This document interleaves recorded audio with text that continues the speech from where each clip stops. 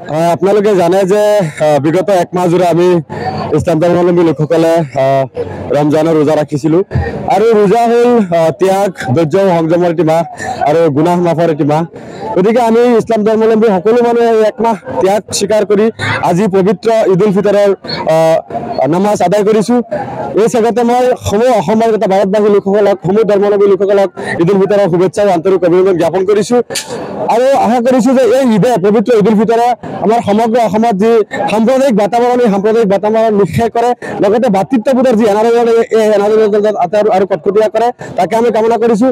আৰু আমি পুনৰবাৰ আপোনালোকৰ জৰিয়তে বাটামাৰী কাৰি আব্দুল হামিদিয়া ঈদগাহ পৰিচালনা সমিতি তথা ডেকৰেশ্যন সমিতিৰ তৰফৰ পৰা সমূহ অসমৰ তথা বৃহত্তৰ অঞ্চলবাসী ৰাইজক ঈদ উল ফিতৰৰ আন্তৰিক অভিনন্দন শুভেচ্ছা জ্ঞাপন কৰিছোঁ। বাটামাৰী আঞ্চলিক কাৰি আব্দুল হামিদিয়া ঈদগাহ মাঠত আজি আমি গোটেই অসমৰ লগত বা গোটেই ভাৰতবৰ্ষৰ লগত আমি একেলগে আজি আমাৰ ঈদ উল ফিতৰৰ নামাজ আদায় কৰিম আৰু আমি এই নামাজত যাতে প্ৰত্যেক মানুহৰ কাৰণে আমি প্ৰত্যেক জাতি ধৰ্ম নিৰ্বিশেষৰ কাৰণে আমি দোৱা কৰিম।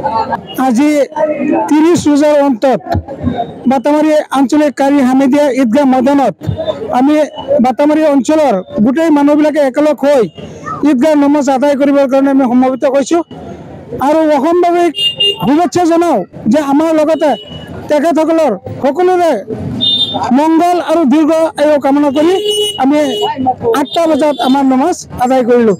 খুদা হাফিজ। আপোনালোকে জানে যে বিগত এক মাহ জুড়ে আমি ইসলাম ধৰ্মাৱলম্বী লোকসকলে ৰমজানৰ ৰোজা ৰাখিছিলোঁ আৰু ৰোজা হ'ল ত্যাগ ধৈৰ্য সংযমৰ এটি মাহ আৰু গুনাহ মাফৰ এটি মাহ। গতিকে আমি ইসলাম ধৰ্মাৱলম্বী সকলো মানুহে এক মাহ ত্যাগ স্বীকাৰ কৰি আজি পবিত্ৰ ঈদ উল ফিতৰৰ নামাজ আদায় কৰিছোঁ।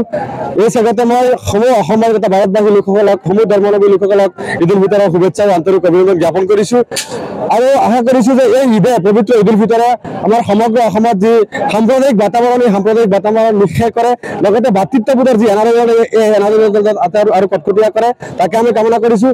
আৰু আমি পুনৰবাৰ আপোনালোকৰ জৰিয়তে বাটামাৰী কাৰি আব্দুল হামিদিয়া ঈদগাহ পৰিচালনা সমিতি তথা ডেকৰেশ্যন সমিতিৰ তৰফৰ পৰা সমূহ অসমৰ তথা বৃহত্তৰ অঞ্চলবাসী ৰাইজক ঈদ উল ফিতৰৰ আন্তৰিক অভিনন্দন শুভেচ্ছা জ্ঞাপন কৰিছোঁ। বাটামাৰী আঞ্চলিক কাৰি আব্দুল হামিদিয়া ঈদগাহ মাঠত আজি আমি গোটেই অসমৰ লগত বা গোটেই ভাৰতবৰ্ষৰ লগত আমি একেলগে আজি আমাৰ ঈদ উল ফিতৰৰ নামাজ আদায় কৰিম আৰু আমি এই নামাজত যাতে প্ৰত্যেক মানুহৰ কাৰণে আমি প্ৰত্যেক জাতি ধৰ্ম নিৰ্বিশেষৰ কাৰণে আমি দোৱা কৰিম।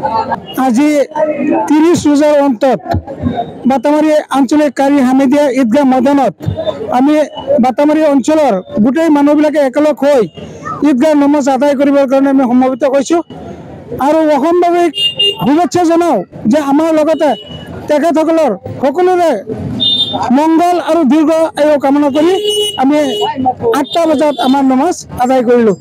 খুদা হাফিজ।